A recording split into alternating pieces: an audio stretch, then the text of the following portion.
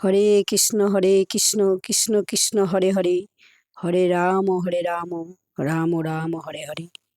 আমার চ্যানেলে সবাইকে স্বাগত। ভক্তিমূলক চ্যানেলে লক্ষ্যহীরা কিভাবে উদ্ধার হয়েছিল সেটা সবারই জানা, তাও আমি এখানে সবাই পরিবেশন করছি। খুব সুন্দর কথা। রাতের অন্ধকারে এক সুন্দরী নারী গোপনে ঢুকলো এক সাধুর গুহায়। নামাচার্য হরিদাস ঠাকুর ছিলেন একজন বড় ভক্ত। হরিদাস ঠাকুর ছিলেন হরিনামের জীবন্ত প্রতিমূর্তি। তিনি প্রতিদিন জপ করতেন, 3 লক্ষ হরে কৃষ্ণ মহামন্ত্র জপ করতেন। তিনি জন্মেছিলেন মুসলিম পরিবারে, কিন্তু ভগবানের নামের শক্তিতে তিনি হয়ে ওঠেন এমন এক মহাভাগবত ভক্ত, যাকে স্বয়ং চৈতন্য মহাপ্রভু বলেছিলেন, হরিদাস হলেন নামাচার্য, হরিনামের আচার্য। তিনি একটা নির্জন বনে গুহার মধ্যে বসে দিনরাত শুধু হরিনাম জপ করতেন। তার হৃদয় ছিল সম্পূর্ণ নির্মল, কাম ক্রোধ লোভের স্পর্শও সেখানে ছিল না। রামচন্দ্র খানের ঈর্ষা হলো। সেই অঞ্চলের এক প্রভাবশালী জমিদার ছিলেন রামচন্দ্র খান। তিনি দেখতেন গ্রামের মানুষ দিন দিন হরিদাস ঠাকুরের শ্রদ্ধা করছে এবং সম্মান করছে। তখন রামচন্দ্র খাঁর আর সহ্য হলো না। তার মনে জ্বলছিল ঈর্ষা। সে ভাবল, এই বৈরাগীকে যদি পতিত করা হয় তাহলে তার সব সম্মান শেষ হয়ে যাবে। তাই সে পরিকল্পনা করলো এক সুন্দরী পতিতা নারী লক্ষ্যহীরাকে পাঠাবো বলে। লক্ষ্যহীরাকে ডাকলো এবং লক্ষ্যহীরা আগমন হলো। লক্ষ্যহীরা সেই সময়ের বিখ্যাত গণিকা ছিলেন এবং দেখতেও খুবই সুন্দরী ছিলেন। তার সৌন্দর্যে বহু ধনী মানুষ মোহিত হয়ে যেত। রামচন্দ্র খান তাকে বললেন, শোনো, তুমি এই বৈরাগীকে মোহিত করো, 3 দিনের মধ্যে তাকে পতিত করো। অর্থের লোভে সে রাজি হলো। রাত গভীর হলে সে সুগন্ধি অলঙ্কার মনোহর সাজে হরিদাস ঠাকুরের গুহার সামনে এসে দাঁড়ালো। চাঁদের আলো পড়ছে, বন নিস্তব্ধ, আর সেই নিস্তব্ধতার মধ্যে শুধু শোনা যাচ্ছে হরে কৃষ্ণ কৃষ্ণ কৃষ্ণ হরে হরে, হরে রাম রাম রাম হরে হরে। প্রথম রাতে লক্ষ্যহীরা নরম কণ্ঠে বলল, ঠাকুর, আপনার সৌন্দর্য বৈরাগ্যে আমি মোহিত হয়েছি, আমি আপনার সঙ্গে থাকতে চাই।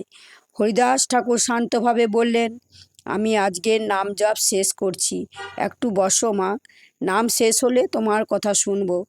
লক্ষ্যহীরা অপেক্ষা করতে লাগলেন, কিন্তু সারা রাত কেটে গেল। হরিদাস ঠাকুর শুধু হরিনাম জপ করতেই থাকলেন। তার মুখে ছিল অদ্ভুত শান্তি। প্রথম দিন শেষ হয়ে গেল। দ্বিতীয় রাতে পরের দিন আবার সে এলো সেজে গুজে। আজও একই ঘটনা। হরিদাস ঠাকুর বললেন, আজও নাম শেষ হয়নি, বসে শোনো। লক্ষ্যহীরা বসে রইল। সে ভেবেছিল কামনা জাগবে, কিন্তু তার হৃদয়ে অন্য কিছু জন্ম নিচ্ছিল। হরিনামের ধ্বনি ধীরে ধীরে তার হৃদয়কে স্পর্শ করছিল। দ্বিতীয় দিনে শেষ হয়ে গেল। তৃতীয় রাত এলো, হৃদয়ের বিপ্লব শুরু হলো। তৃতীয় দিনে সে আবার এলো। আজ তার হৃদয় আগের মতো আর ছিল না। হরিনাম শুনতে শুনতে তার চোখে জল চলে এলো। অবশেষে সে কাঁদতে কাঁদতে বলল, ঠাকুর, আমি পাপিনী, আমাকে আপনাকে পতিত করতে পাঠানো হয়েছে। সে সব সত্য স্বীকার করলো। হরিদাস ঠাকুরের কৃপা হলো। হরিদাস ঠাকুর মৃদু হাসলেন। তিনি বললেন, আমি সব জানতাম, তোমাকে উদ্ধার করার জন্যই আমি এখানে 3 দিন অপেক্ষা করেছি। এই কথা শুনে লক্ষ্যহীরা আরও কাঁদতে লাগলো। একজন সাধু তাকে ঘৃণা করলেন না, বরং তাকে উদ্ধার করতে চাইলেন। লক্ষ্যহীরা রূপান্তর হলো। হরিদাস ঠাকুর তাকে উপদেশ দিলেন, সব ধন সম্পদ দান করো, মাথা মুন্ডন করো, এই স্থানে বসে হরিনাম জপ করো। লক্ষ্যহীরা সব কিছু ত্যাগ করলেন। তিনি সাদা বস্ত্র ধারণ করলেন। দিন রাত শুধু জপ করতে লাগলেন হরে কৃষ্ণ করে। ধীরে ধীরে সেই পতিতা নারী হয়ে উঠলেন এক মহান বৈষ্ণবী সাধিকা। অনেক সাধু সন্ন্যাসী পরে তার দর্শন করতে আসতেন।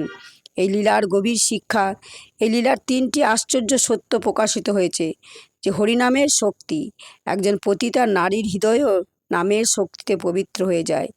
সত্যিকারে সাধুর করুণা, মহাভাগবত ভক্ত কাউকে ঘৃণা করেন না, তিনি উদ্ধার করেন। ভগবানের পরিকল্পনা, যেখানে মানুষ পাপের পরিকল্পনা করে, সেখানে ভগবান করেন উদ্ধারের পরিকল্পনা।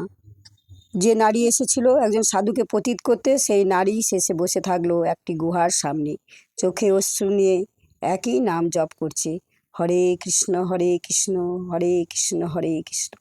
এটাই হরিনামের অলৌকিক শক্তি, এটাই হচ্ছে হরিনামের মহিমা।